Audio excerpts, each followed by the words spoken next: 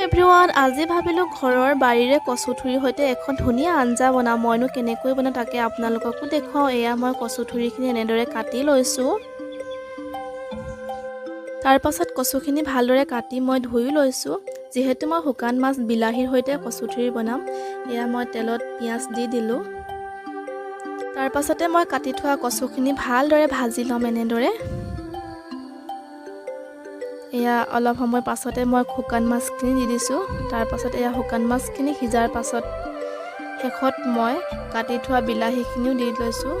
কলা কচুৰ সৈতে শুকান মাছ দিয়া তৰকাৰীখন খাই বিৰাট বেছি ভাল লাগে আপোনালোকেও বনাই খাব পাৰে আজি ভিডিঅ'টো বনাওঁতে অলপ কষ্টও হৈছে কাৰণ কিয় গম পাইছেনে আমাৰ গাঁৱত দুদিন ধৰি কাৰেণ্টটো নাই বহুত বেছি অসুবিধা হৈছে আমি মোবাইলৰ লাইটৰ পোহৰত এনেদৰে বনাব লগা হৈছে তো গম পাইছে কিমান আন্ধাৰ হৈ আছে আৰু তাতে গৰমত তাতে জুইত আৰু কাৰেণ্টটো নাই আজিলৈ ইমানে বাই